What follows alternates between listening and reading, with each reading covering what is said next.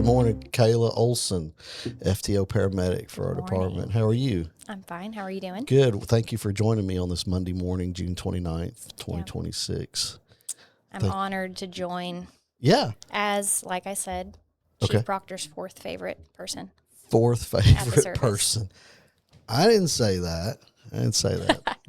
But thank you though. I appreciate it. I enjoy just chatting with you at the stations or wherever we're interacting, whether it's here at admin or out in the field or whatever. I enjoy our conversations. So yeah, me too. Thank you for being here. Appreciate it. Give a shout out to Ashley behind the scenes. Thank you for being here this morning. Appreciate you setting all this up for us. So yes, this is our fourth departmental podcast, and I'm excited to have it, keep going so we can reach out to all of our staff members and the public to listen, get to know us more, get to know you all more, which is important for me. Yeah. So got you some questions. Okay. And, let's hope it just steers us in other directions. We're talking about your phone. Yeah, it probably will steer us in very many directions. Well, I think we could have done 2 hours worth of podcast. At this rate. Right, we've been an hour talking prior to the podcast. But, so let's just tell the public that you've got an iPhone 4 that just broke and you got to go buy a new iPhone 5. It's an iPhone 15. iPhone 15 that you left in the rain. I did. It's gone. It's gone. It failed me during shift. And, of course, everyone is trying to call me as soon as my phone fails. So, right. And so how do they get a hold of you now? Well, I do have an iPad, actually. I forgot about that. Okay. So then it connects to my iPhone. Okay. And I can text on it. I can't call on it. I tried to do that. It didn't work. But so when are you going to go get a new phone? When? Yeah. Today. Are you on today? Maybe. Okay. Well, like I said, iPhones just went up, so be prepared. Great. Well, it doesn't matter for me. I'm going to go backward in time, so I'll get like a 16 this time. Okay. Sounds good, Kayla. Whatever.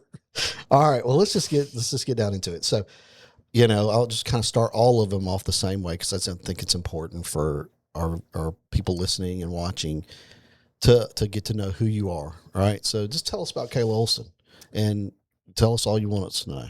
Okay. I'll go on a nonstop monologue. Okay. We're here. I'm Kayla Olson. I am a paramedic with the county, and I'm an FTO now as well. For probably, 3 years now, 3.5 years I've been an FTO, and I love it. It is a lot of work, a lot of responsibility, but it's worth it. It is. I'm also recently married. Nice. Congratulations. I got married. Congratulations. A month ago. Nice. Our 1 month anniversary tomorrow. Nice. What are you getting him? I don't know. Is there a 1 month thing that you're supposed to get? Well, I figured we have to Can you Google that in the middle of the podcast really quick? I need to prepare. prepare. Wasn't the guy supposed to be getting something? Isn't that the expectation? Like he's supposed to get something for me? Sure. I don't know. I think it's supposed to be like 50-50 when you celebrate anniversaries. Okay, good. Isn't it? Well, absolutely. I think when it comes to there's paper. Mm-hmm. I think that's your 1 year. Okay. That's easy enough for both people to do. Okay. You get kind of pointless things like, stationery. Right. But then when it hits like diamonds and all that. Okay, keep talking, Kayla. Let's can change the subject because you're going to get all guys in trouble. Right? You're going to get all guys in trouble. I'm just saying women don't generally buy men diamonds, so then you're right. It does turn to be like one-sided. Well, no, we have other gifts that we prefer. Like what? Please, actually, this is a great topic. Okay. What gifts do men prefer now that it's after Father's Day? Yeah. So, for the outdoors guy, anything when it comes to hunting, fishing, golf. That's too vague. That's too vague. Anything is way too vague. Okay. So I'll just tell on myself a little bit. So the last thing I want my wife to do is go to Bass Pro. Listen, Ashley, okay? This is very important for you, too. Does she do this? Well, her husband is a big outdoorsman. Okay. Huge outdoorsman. Yes, really huge outdoorsman. Okay, no, he's huge outdoorsman. As a matter of fact, no, sorry. He talks about you all, or she talks about you all the time. As a matter of fact, Ashley they've got like a refuge happening in their backyard as we speak. Oh, no way. Okay. Yes, absolutely. And so the last thing I want my wife to do is go buy me the rod and reel, the gun, the ammunition, whatever it takes for me to go and enjoy the outdoors, unless I give her a specific item. Right? Do you actually do that, though? Do you tell her the thing? I feel like we talked about this with your fish finder. Didn't you want Probably a fish so, finder? yeah. And then you were like, but I told her the exact thing. Probably so. Because keep in mind, my son had a big part to play in that because He he's knows. huge into that. Oh, he knows. Yeah. So I've historically just said, listen, a gift card, right? Yeah. I am golden with a gift card because then I can go get exactly what it is I'm looking for. And that way, I think it's a win-win, right? It's good for me because I can go get what I want. And then it takes a lot of pressure off of her to have to go hunt and peck for exactly what I'm looking for. The underrated gift. And you can buy online with it. And that's like a huge modern thing to do. Exactly. Shop online. Yeah. And so it's easy. They don't, and if they go in the store and they don't have it, then you got to go looking elsewhere. Yeah. Yeah. So it's easy peasy for me. Gift card all day long. Okay, I will get Cole a gift card. There you go. For tomorrow. There you go. To like what? I don't even know where he'd want to go. The auto parts store. Oh, I don't know. What's his hobbies? Fixing things. Okay, Apparently. yeah. No, you know what hobbies we do have? We like to ride razors. Okay. And Jeeps. Yeah. And stuff like that. That is a hobby that I've now embraced because I was not exposed to that world until I was with him. Okay. Yeah. So yeah, some like sort very of expensive hobbies, essentially. Well, yeah. So guys' hobbies mostly are yeah, always expensive, they are right? so expensive. Yeah. So I mean, what, an accessory for the razor or accessory for off roading or jeeping, or y'all got a Jeep? We do have. Well, Okay. his dad owns a Jeep, and then also, I know you have to know I do Camp Rainbow every year. Camp Rainbow. Mm-hmm. Yep. We'll get to that, I guess. Okay, sure. But one of the guys, Tom Harris, owned this big yellow Jeep called the Scary Canary. Tom Harris. Tom Harris, and he's passed away now. His wife Susan, just the sweetest lady. I knew Tom forever. Okay. Yep. He's Knew him well. really big family friend. Yes. So Cole's dad is really, really good friends with Tommy. So Mhm. now we have the Scary Canary at our house. And we take that to Camp Rainbow still every year because it's kind of Jeep Day at Camp Rainbow is a memorial ride for Tom Harris. Yep. So we have the Scary Canary as well. It's technically we don't own it, but Miss Susan generously lets us, Hang on keep to it. it. Yeah. Yep. Yeah. Nice. Okay. Well, now that we went down that path, Yeah. so keep telling us more about Kayla Olson. Just got married recently, a month ago. So now I'm a stepmom as well. Nice. So I'm a stepmom to twins, Ollie and Emmett. Okay. They are 6, almost 7. Okay. And they've just become my 2 lifelong companions at this point. I feel like I spend a lot of time with them. Yep, for sure. Them, toting them around with me. Okay. Doing crafts, which I love. I'm a big craft person. Okay. And my end goal, my career goal here is to end up like Kristen Plummer. And be out at 23 with all my your craft room. my spread. Yeah, I didn't know that moving forward to build stations, I need to include a craft room. Yeah, actually, I'm gonna have like a bejeweling station. She does. She's got like all kinds of stuff out there. Okay, It's good. It's healthy. all right. So you got 2 new kids. Yes. You're married into. That's nice. And I'm married into. So they are they're a huge part of my life now. Sure. So it's crazy because kids make your life so much more fun. Mm-hmm. Oh my gosh, it gives meaning to actually doing the important things in life. You're not just floating around a loner. Right. Celebrating Christmas is so important. Gathering is so important. Mm-hmm. They have really solidified that for me because before I was just kind of a little lone wolf doing my thing. Okay. And now it's like I've got goals for Christmas. I've got goals for birthdays, and it's really fun. Did you grow up with a bunch of brothers and sisters? I have 2 brothers. I have an older brother and a younger brother. Okay. And we still are very close. Nice. Are they here? They are south of here. So my younger brother still lives in Alabama, which is where I'm from. Okay. Southern Alabama, near Gulf Shores. Oh, wow. What town? It's Daphne. Daphne. Okay. It's next to Foley. Daphne is next to Foley, which is next to Gulf Shores. Yep. I'm tracking Foley. Yeah. Oh, how we know Foley. Yeah. And then another popular, like Fairhope, Alabama is very popular to know about. And that's our rival. Fairhope was kind of our rival school. So it's right there in the Bay Area. And what were we saying? Oh, my older brother lives in Orlando. Okay. So they're still both south of here. Both south. So when you go to Disney, you got a place to stay. Yes, for sure. Free. And like the residential discount. Oh. Yeah, true. I didn't even think about that. Nice. Win-win for It is Kayla. a win-win, but we haven't done it yet. We haven't brought the kids to Disney yet. And we are a little bit holding off because their mom loves Disney. Okay. And so she gets dibs on that experience. She wants to. Yeah. Yeah. We'll do seconds. Okay. Because, it's mom. So they get to go twice. Oh yeah, for sure. They're gonna go more than twice. I'm sure they will. Sure, yeah, you can't go, you got to go more than once. We So are gonna take them down to Orlando for fall break probably okay, to visit. So we'll do some other Orlando things while we're there. now well, there's also Universal Studios. Yeah, there's that. There's SeaWorld. There's all kinds of things. The offensive SeaWorld. I'm gonna go there. I can't help it. Right. Gotta see it. I hope I've spent my last time at Disney or Really, you've been multiple times? yes, and Oh man, yep, I'm done. it's a headache. It's it's always busy Yeah. and it's expensive. And the last time we went, I felt like all I did was look at my phone the entire time I was there because of the way they set the rides up now. Oh, And so is it like app heavy? in my mind, it was because that's how you kind of watch to see what next rides you want to hop on, and you're picking and choosing through Like your based off of wait times? yeah. Or- It's just kind of weird how they've got it done versus used to have the fast pass and you would just go get in line wherever you wanted to go versus now you're looking at a time and you got to be there at a certain time, or it just. Oh, I just wow, felt like had I no was, idea. yeah, I just felt like I was inundated with my phone the entire time I was there. I just hated it. And Okay. again, the older I get, the less I care to be around a large group of people like that. And it's always It busy. really does, with such a magical place. And they have that's like their thing is being as magical as possible. Mhm. Like there's nothing magical about lines.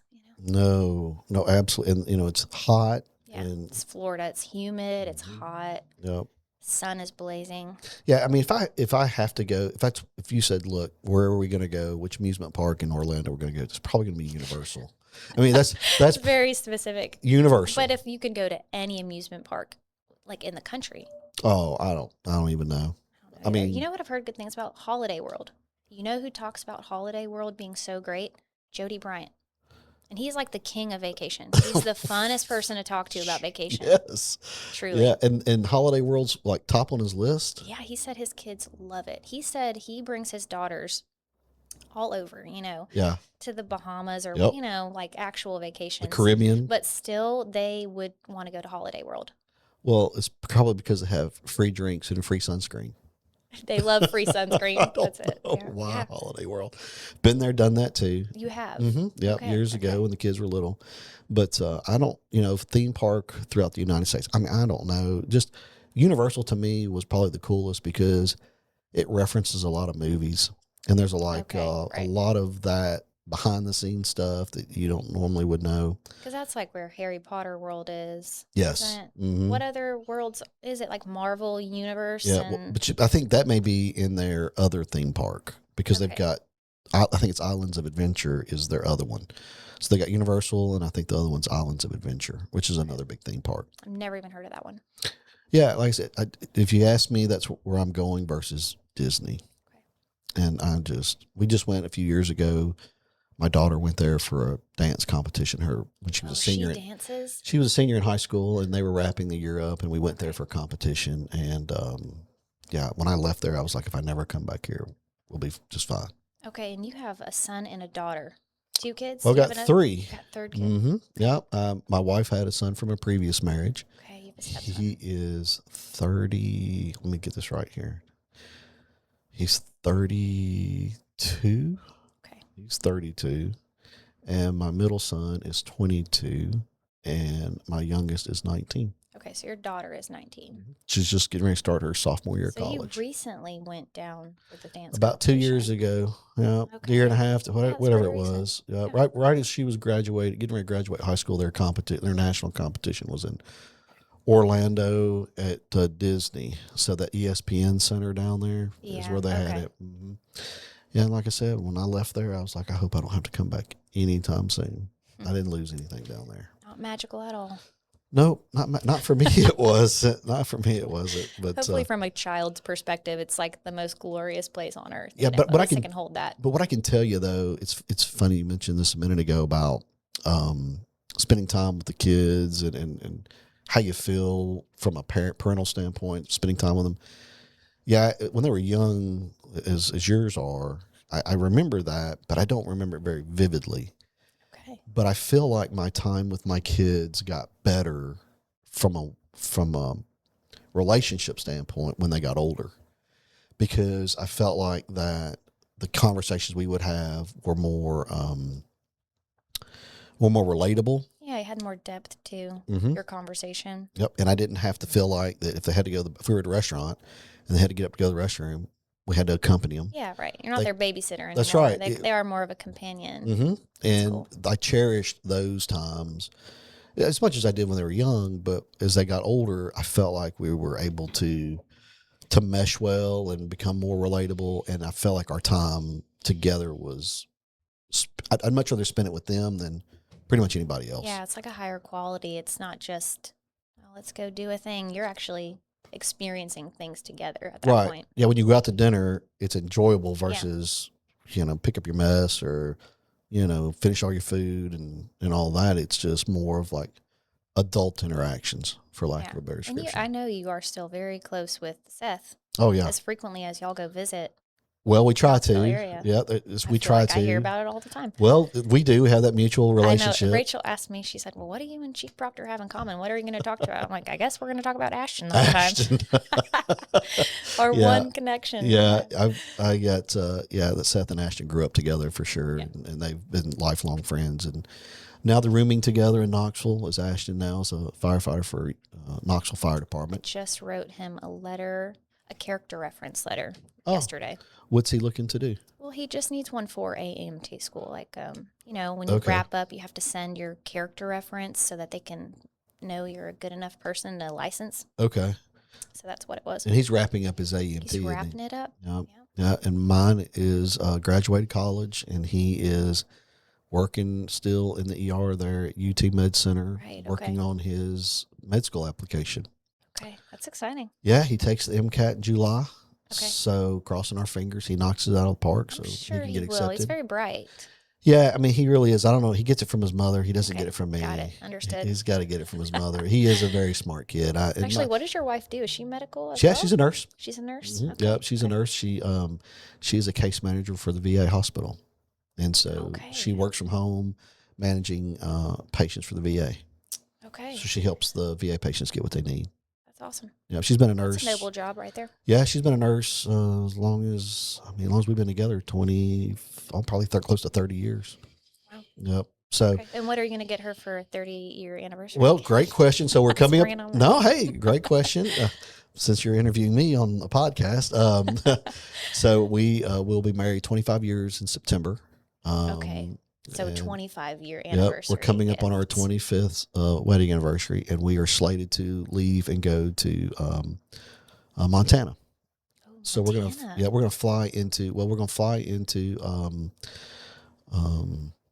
Jackson Hole, Wyoming, and we're going to stay, I think, 3 or 4 days around the Jackson Hole area. Okay. Then we're going to travel north and spend 3 or 4 days near the west entrance of Yellowstone. Oh, wow. And then we're going to hang out there for 3 or 4 days. And then we're going to make the trek north. I think it's about a 6-hour drive to Glacier National Park. And we're going to spend 2 or 3 days at Glacier. And then I've heard great things about Glacier because Dustin went there. And he had all the pictures of how wonderful it was. Yes, I don't know who's the bigger traveler, Dustin Haas or Jody Bryant. I mean, it's neck and neck. Neck and neck. Yeah, but but Dustin is an RV, right? Is it a camper or an RV? Well, I think when he was out west, he historically was gone because his dad was living out west. I think his dad was in Montana. Oh, wow. And so while he was out there, while he was out there visiting, that's when he would go and, make the trek to the national park since he was already out in that area. So yeah, we've never been out west. We've always wanted to go. So we're just going to take this opportunity for our 25th anniversary. We're going to spend about, I don't know, it's either 10 or 12 days out there. Okay. And come back. Yeah, we're really looking forward to it. We worked on that this weekend, as a matter of fact, kind of solidifying some of our trip itinerary. Are y'all very outdoorsy together, or is it going to be more like staying in different, cabin hotels? So that's been a challenge for us, I think, is identifying where we stay, because the hotels and all that are very expensive and they fill up really quick. And so we found some Airbnbs that we felt like were kind of outside of those populated areas to save a dime. And so we spent this weekend just kind of solidifying maybe some of our touristy things that we're going to do while we're there, like while we're in Jackson Hole. I think we're going to take a day and float the Snake River. The Snake River. I've never heard of the Snake River, but it sounds thrilling. Yeah, I think it's. Are there a lot of snakes? I don't think so. I think that's just the name of it. Just the way it weaves through the land. Okay. And I think that's. I think they say you see a lot of wildlife and. Yeah, that'd be really they say cool. it's really beautiful. Can you see moose there? They say you can. I bet so. So I'm looking forward to it. Bear too. And so I Yeah. found out. Here's a unique find that I didn't know is that you can't take bear spray on an airplane. Because it's aerosol? Well, but I thought you could at least do it in check luggage, but you can't. You can't even do it in check baggage. Huh. I don't know if it's because of the chemical that's in it. Okay. I mean, because you figure you put hairspray, you put those aerosol stuff in your check baggage, but bear spray. Okay. I was hoping to be able to buy it and take it with me. Are you supposed to put hairspray in your checked luggage though? Yes.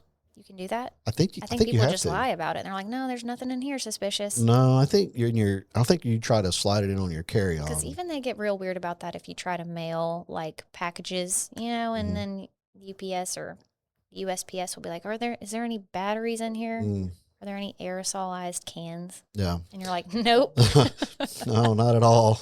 But no, I think you can't. I think you have to check that. I think if you try to carry it on, you're going to be in trouble. Yeah, you have to check it. Yep. I just thought people lied about it. And they're like, no, everything's fine here. Yeah, so I was hoping to be able to buy the bear spray here and take it with me, but no, I got to buy it there. Is it overpriced there? Are we worried about prices? Ashley says it is, and she's from that area. Oh, really? Yeah. Because they know people are desperate at that point. Yeah. Well, it's like a last minute. It's like sunscreen at the beach. They're like $10, $15. Right. I tell my wife all the time, I want to make sure I pay full price for everything. Right. Just the way my luck goes. Full price for everything. So, all right, let's get back to Kayla. So, all right. So FTO for the department. And how long have you been in FTO? So about 3.5 years? I think 3.5 now. So let's talk about being FTO for the department. Okay. So tell us what responsibilities that comes with and how you look at that from an employee standpoint and from a responsibility standpoint. I was warned, I should say, that once you do put on a different color shirt, people kind of, I'm not going to say they want you to fail, but they're looking to see if you're doing the right thing or not. So that is a constant, making sure even the little things, like you're washing your truck in the morning, you're making sure the station is clean, and everyone does it. But also it's like if I were to not do it one time, who am I offending? So there is a little bit of a pressure on the small things like that. But also when you're training new hires, people will work with those new hires and say, oh, the new hires don't know how to do this, that, and the other. And who was their FTO? And you're like, man, I put my body and soul into teaching them. There's nothing more I can do. You put your name on it. Put my name on it. I signed off on them. And Sure. I said, no, they seem pretty good to me. Yeah. What made you want to be an FTO? Oh, it was, just some positive peer pressure. Yeah. Peer pressure. Yeah, that's right. Positive peer pressure. Positive peer pressure. The good kind. Sure. The good kind. I can remember some of that, I'm sure. Yeah. Yeah. Well, I think I was a new medic. I considered myself a baby medic. I think I was exactly 2 years in when the applications for FTO were becoming available. So in my mind, I'm like, I'm still a baby. I can't teach other people how to do this job. But I do have a lot of interest in just general camaraderie, welcoming people and making sure people feel like they belong when they're here. And so I feel like the move to FTO is more natural for me because I enjoy it. So when people were peer pressuring me, I knew it was probably the right thing to do is to go ahead and apply and see if I can make the cut and be part of the team. But also I was very intimidated by that because I was still trying to figure out my own role here.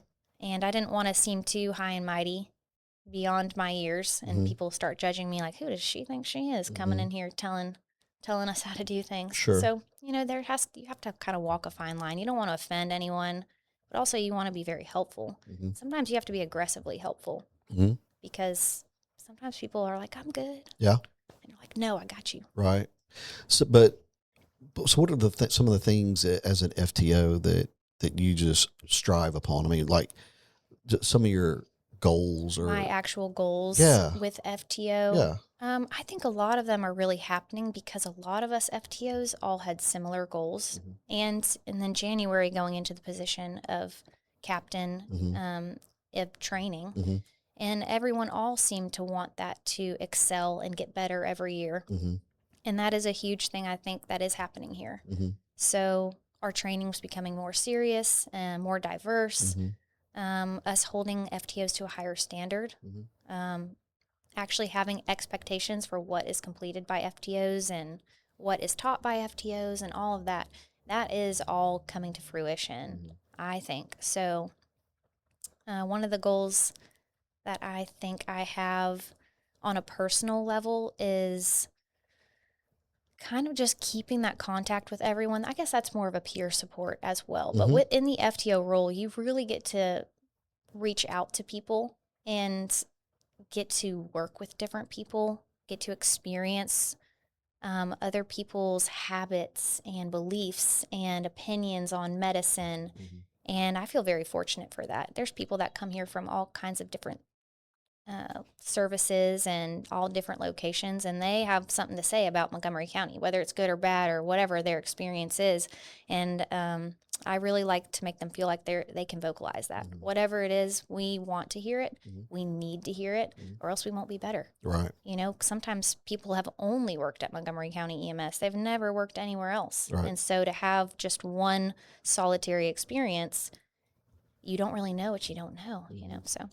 Well, and y'all are like the front facing of our department too. And I know you've heard that a lot, but I mean, there's a lot of truth to that, is that most people that you interact with that are coming into our department, they really only know what they've kind of experienced through orientation. Yeah.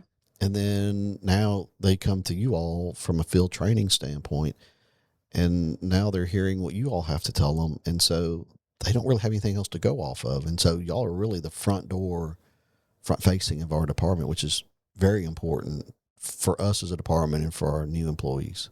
Yeah, I do feel honored to have that role here because I enjoy it. I very much enjoy making people feel welcome, like I said. So, but it is a responsibility. You don't want to say anything that puts the county in a negative light. If you have an opinion about something, Right. you know, you really have to hold your tongue sometimes and let them experience things for themselves and make their own judgment on how things go around here. Right. But it is very important, I think, to kind of create the camaraderie right off the bat. And having the personality for that, you either develop it with your social skills over time, or maybe you're born with it, you know? So. Yeah. And as a field training officer, and correct me if I'm wrong, I know there are times where you all educate people because they're there maybe in a, I mean, let's just say they're in school or whatever the case may be, and they're in the learning processes, and you have a role to play there. But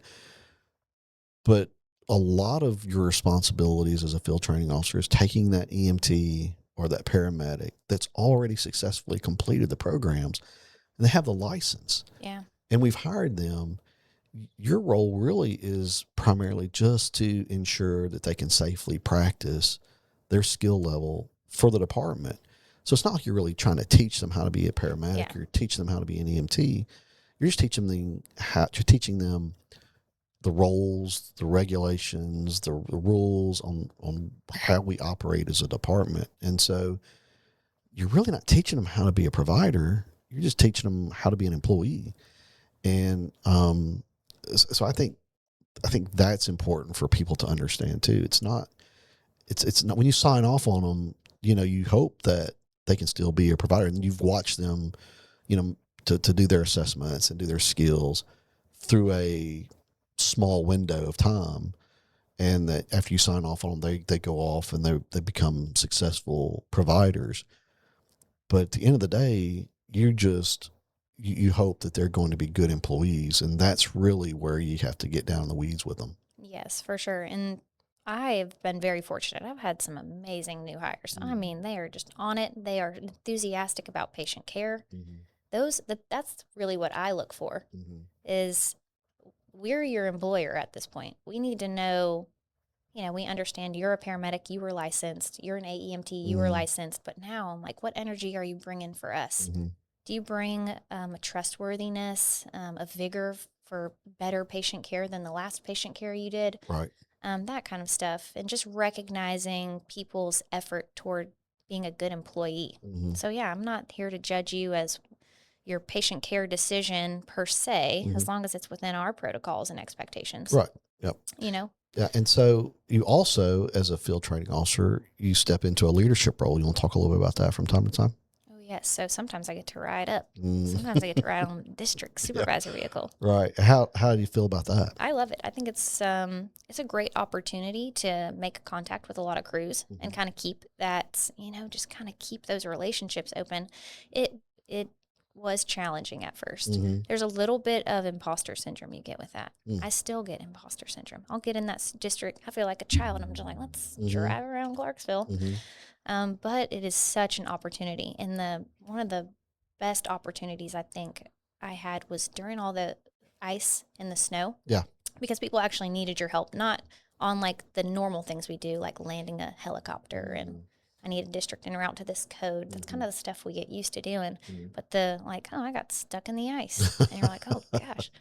How do I navigate that? Yeah. I think we're all trying to good, figure out how to navigate that. That was a good challenge to overcome. Yeah. And also, it was a good chance to step into a role where I'm like, I'm here for you. I don't want you to worry too much. Like, I've got your back. You do patient care. And let me figure out how I can help you out of this. Yeah. I just love doing that. I felt like a camp counselor going around. Yeah. Putting out fires, little icy fires. Yeah. I think that was, in all honesty, I think that was my favorite part of being a lieutenant was just exactly what you're talking about is getting out and just being able to be there for the staff. Yes. And let them know that, listen, I'm here. I'm an asset if you need me. If not, I'll just sit over here and mind my own business and stay out of your way. And most of the time, they told me to stay out of their way. They had it, and I'm good with that, right? Yeah. But the ones that don't need you at all, right? But you still pop your head in. I wanted to be there just so they know that I was there to help them, right? Yeah. That they had help, because there were times when 30 years ago that we were out there on our own. Yes, that's right. You look around and you were by yourself.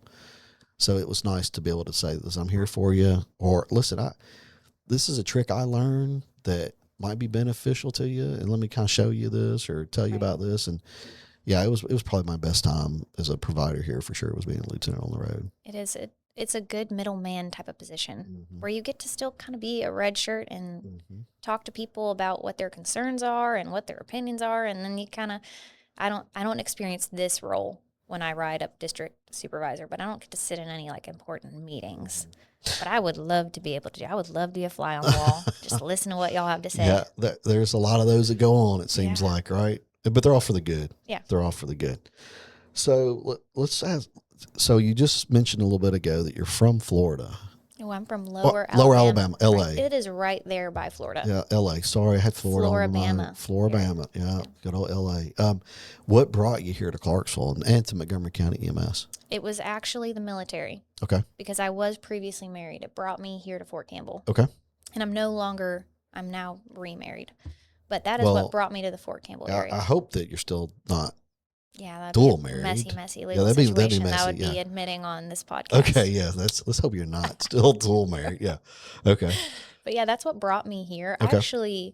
I didn't expect to stay in this area when I moved here. I expected I would move on 3 years, And so yeah, when I first got hired, I was like, yeah, it felt very temporary. But when I decided to stay, which I knew I was going to stay in this area, and I think a lot of people feel this way, is something about it just keeps you here. But this service really kept me here because I've worked previously in the state of New York for agencies, and the resources and professionalism, the forward thinking, the training, and it's superior here. The pay, I would not leave this spot very willingly. Right. Honestly, that's my experience. So the military brought you here, but were you already in the EMS profession prior to? So I actually got my EMTB and my AEMT in the state of New York. I worked for a little ambulance service, Indian River Ambulance, in Philadelphia, New York, and it was a volunteer. Like you volunteered there, and they hired me. Hire is a strong word. They let me hang out there as an actual ambulance driver. I was an actual ambulance driver. I had no certification, but at that service, because it was all volunteer for villages, they have villages in New York. It was like Antwerp, Theresa, and Indian River. That was the area this little service covered. And so they needed actual drivers for their providers to be, toted around the area at all their calls. Yep. And so they let me get like my CPR certification through them, and then I was an ambulance driver. And then from there, I just moved up in my level of care. Okay. And in the state of New York at the time, an AEMT was an ALS provider. Okay. So we were allowed to do intubations and things wow. like that. We were considered like ALS Intercept. Okay. Was an AEMT up Was there. an AEMT.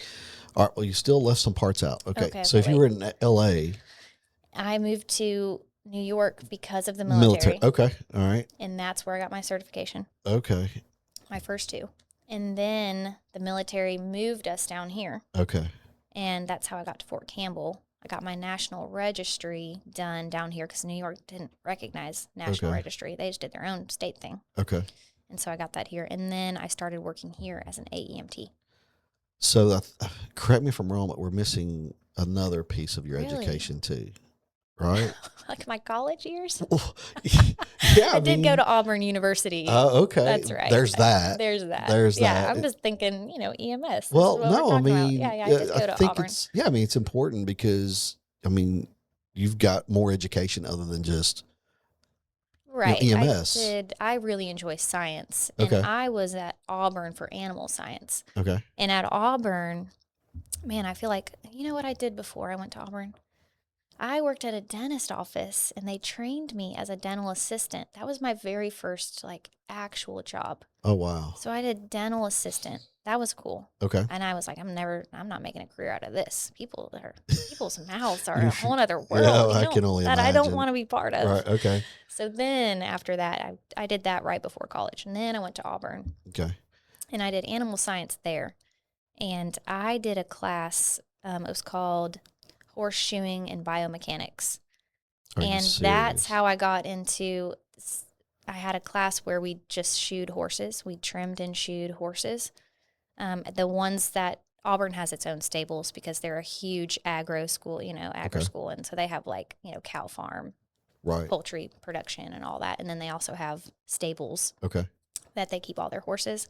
And so I started doing horseshoeing through the master farrier there, Todd, who I just kind of hit it off with because he was part of one of our horseshoeing classes, kind of showing us the ropes. And I just ended up being kind of good at it. It's so he's just like, hey, have you ever thought about doing this as a career? And I was like, no, but I will now. Oh my gosh. And so I did start doing that a little bit until I moved because of the military up north. So you finished at Auburn? I didn't finish. Okay. I transferred from Auburn in my third year up to New York. New York. Yeah. And finished out your schooling and there. finished my schooling there. Wow. When's the last time you shoot a horse? College. Yeah.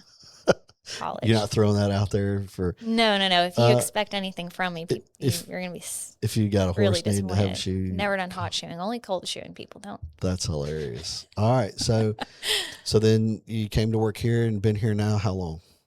Since 2019. So 7 years. Nice. Yeah. 7 years. 7 years. It's flown by. Yep. And I've had a great career here because I get really lucky with my partners. I have lucked out. I had Candace as a partner. I had Davis as a partner. I had Katie Rogers as a partner. All. How did you do that? All high ups right. now. How did you do that? They just took me and just. That's nice. Molded me, That's important. I think, that's a part of the longevity is finding somebody you can work alongside of. And it makes the shift better. It really does. Yeah. It changes everything. If you have your partner on your shift, it's kind of, you're just hanging out together and, saving the world. Yep. Saving the world together. Yeah. No, I get it. I had good partners too. Yeah. For sure. So let's talk about your hobbies. You talked about them earlier, and I know one of them is real special to you. So you just were there for a week or so. Yeah. So, yep. Yeah, I was going to say, I don't really consider it, it's a way of life, Sure. But it's important to you that it's it's stuff you do outside of work. So Camp Rainbow is what we're talking about. Yes. I just did Camp Rainbow. Cole and I said that was our honeymoon. So Okay. we got married, and then right after we had a week of Camp Rainbow. Nice. And so anyone who's kind of been at the station with me probably has heard of Camp Rainbow, especially leading up to the week of, because I'll start throwing it out like, got to get ready for Camp Rainbow. But essentially, Camp Rainbow is a camp for kids with medical disability of some form or fashion. So some kids have had cancer, and Okay. they have to take medications, and they're not allowed to go to regular camp because of that. Right. And then there's some kids with more severe medical conditions who that they're wheelchair bound, or there's a lot. It's a full variety. So it is a camp for a week at LBL at Brandon Springs, and these kids all go to camp like regular kids. Yeah. And they each have a counselor that helps make their experience just hopefully a full dream come true. Because the things that these kids get to do, it is amazing. Even in my adulthood, I'm like, I can't wait to go to Camp Rainbow so I can see the helicopters and they get to do hot air balloons. They have a whole carnival. And I was going to say this because we were talking about theme parks. Yeah. Is Camp Rainbow does carnival night, and they have actual rides set up on Brandon Springs, like property. I bet the kids just love it. It's great. And they have one called the Windjammer. I'm pretty sure it's the Windjammer. It's this big purple thing. It spins, right, in a circle. And then it also, like, lifts you in the air and, like, spin. I can't, the amount of spinning in it, right? Yeah. My camper last year, not this year, we went on that ride 35 times back to back to back. Because there's I no never way, got off right? of it. Yeah. I never got off of it. By the time I got off that gosh. thing, I felt like I was on a ship for like 4 days. I was not myself. I was nauseous at everything. But she was like an avid. Carnival was her favorite night, and so and they didn't ever make her get off because it's camp. They don't force you to do anything. You're in charge when you're a camper. Yeah, it's great, and there's endless ice cream there. Oh wow! They have 24/7 ice cream, and no restriction. I bet they absolutely live it up for that whole week. That's good stuff. And so you're a counselor there? I'm a counselor there, yes. Nice. Cole Cole does it, and he's done it for probably a decade, actually, exactly a decade. Okay. And then Jim Weekly, he's a firefighter. Okay. And he's a really good friend of ours. And then my best friend, Angela Bosma. Okay. Also firefighter. They all did it. It's very firefighter heavy there. I think we really need to get probably some EMS more involved. I think we're involved a little bit behind the scenes. Behind the scenes. Yeah. I know Norman does some stuff. Yeah. I think we provide some equipment for them and stuff like that they need in case somebody were You know who else showed up this year? Chris Turner. He brought his Jeep. Jeep, yeah. He brought it to Jeep Day, and he had one of our kids in good. the Jeep with him. Yeah, I didn't know that. Yeah. Well, that's good. Good for him. Yeah. Yeah, it's definitely a very worthy cause, and we appreciate you stepping up, you and your husband both, to we love Camp Rainbow. Yeah, that's great. Yeah. That's great. What else? What other hobbies do you have? Hobbies. Well, now what do you do outside of work? I really love art. Yeah. I love art. Okay. And I've really, you know how it is where you get like your mindset on a certain thing. Like for a while I did watercoloring. I was into it. And then for a while I did wood burning. Okay. I was really into that. Right now, mosaics. Oh, wow. Nice. Yeah, I'm trying to get into that. There's so, I love art. So I like kind of learning a new thing. Okay. And I'll get hyper focused on it for a while. Right. And, just like, that's an adult, that's an adult, older person thing. Bird watching. I've gotten into that. No, I'm so serious. Please say you have not got into bird watching. My wife is the same way. Now I've got like all my bird feeders up. Yeah, my wife is the same way. And I have there's a great app. If she doesn't have it, she needs it. It's called, what is it? I think it's called Merlin. Merlin. And it's, you have this app. And if all the birds are out in your yard, you can hit kind of record, and it'll start identifying the birds based off of their call sound. And it'll tell you exactly what bird you're listening to. And it'll just chime as they cheep in, it'll pop their little picture up, and you can click on it and learn about them and see. It's great. I'm pretty sure it's called Merlin. You got to look it up. Yeah, I'm sure she'll listen to this and look it up for sure. Yeah. Wow, I had no idea. Yeah, it's really cool. And it's got other features too that are really cool. The only bird I'm really familiar with is the dove. The dove? Why? Well, no, that's not. Because there's dove season. Right? There's dove season. What about duck season, turkey season? Come on now. Turkey. I don't do duck, or I don't do turkey. I'll do either one. So doves, why? Yeah. Why? It's just what I've grown up doing is dove hunting. It's what you know. It's what I know. It's dove hunting. Conquered it. Yeah. You're a master dove hunter. I enjoy watching. I enjoy going to the dove field with friends. But you deer hunt and family. as well. Not as much. I used to with my son when he was young, and we would go all the time. He pushed me. He was always ready to go, and the night before he's like, "We going, we going." We're going. I guess we're going, but not so much anymore. He's been gone for over 4 years, and there's nothing. So that's fallen off. Is Yeah, deer hunting? I don't carry nothing going by myself. But you still avidly dove hunt. Yeah, because usually the family kind of gets together and has dove hunts. But yeah, just to go get in the deer woods by yourself is just not all that fun. Okay. Because you're out there just by yourself. Yeah. You want a companion out there. Yeah, absolutely. It's no fun when you're out there by yourself and you kill something. Now you're all by yourself and you got to do all the work. And you're like, look what I. Yeah, okay. Right. There's nobody around. Right. Yeah. Did it even happen? Yeah. You're just taking pictures of yourself. That's right. Selfies. Like. Yeah, that's right. Yes.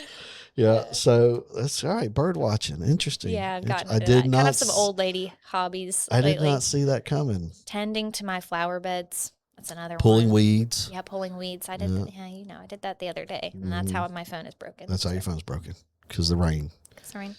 Yeah. So one other topic I want to talk about before we let you go is I know you're heavily involved in the peer support team. So tell us a little about that. Okay, so the peer support team really started by, I would say, Jeremy Cox. Lieutenant Cox. Lieutenant Jeremy Cox. Yes. Lieutenant Jeremy Give him his due.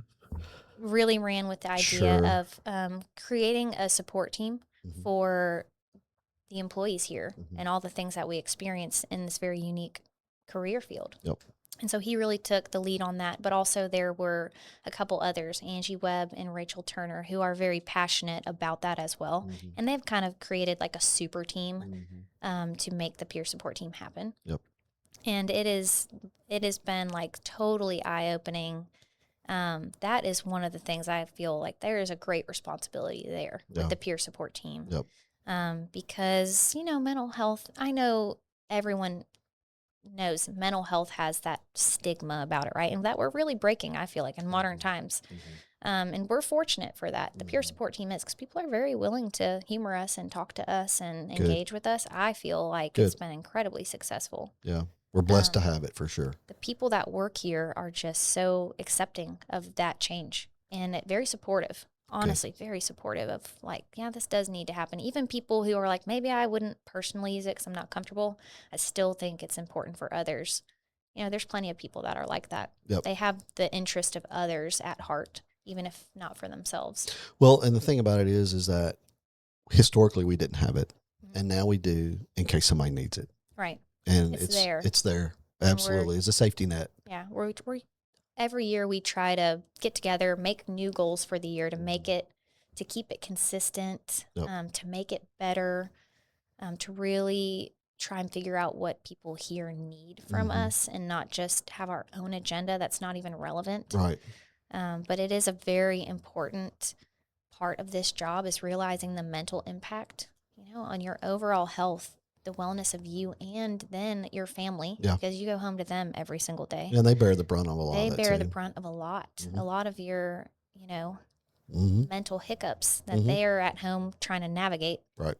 So hopefully every year we can make it grander than it was, and the people that are part of the team are I just love them. Yeah. I mean, the amount of effort, you just don't understand the effort all of these people put in on their own free time. Sure. To that program. I mean, and they facilitate, days where staff can come together outside of work and enjoy fellowship and camaraderie and get to know each other from, a standpoint outside of work. And I think that's really beneficial and healthy too for the staff. Yeah. It's good. Maintaining that camaraderie. That is very important. Yeah, it's great. Because creating like a brotherhood, sisterhood here is very important. Well, they're doing a really good job of trying to help push that, and I can't thank the team enough. We're very supportive of them, and I'm glad they're here. They're very happy to be here, and the work they're doing. I'm speaking on behalf of all of them right now, but I know they're great. Yes, we're very blessed to have them. Great group of people for sure. All right, I'll wrap this up. Thank you for being with us. Anything else that you feel like your fans out there would want to know about Kayla that they don't know? What's one thing they'd be surprised? I feel like Kayla? I should have thought more deeply about this question because I started thinking about it and I never came up with anything. Well, to be perfectly honest, I don't have anything that I'm like, hey, people wouldn't know this. You would be surprised to know about Kayla. Yeah, Yeah. Do you know anything about me? Well, no, I don't. That's why I asked the question. I mean, the bird watching and the mosaics are very intriguing. Yeah, I think it's because the people that are around me the most, kind of, they just have to listen to me for a full 24 hours. Gotcha. I mean, my partner, Matt Hodge, and I, it's just a constant talking. I was very impressed by Matt the other day when I stopped by there. His educational artwork on the napkin was impressive. He's very passionate about his napkin artwork. And he made sure he told me that was kind of like his MO. If anyone has any napkin artwork by Matt Hodge, hang on to it. Hang on to it, because we might make a book out of it later in life. He was very passionate about what he was trying to teach his student. I thought it was really, really interesting to watch. He does that for every single one of them. Yeah, great guy. He really is. Yeah. Greatest partner on earth. Good guy, for sure. Thanks, Kayla, for being here. Thank you for your time. I appreciate you being here today.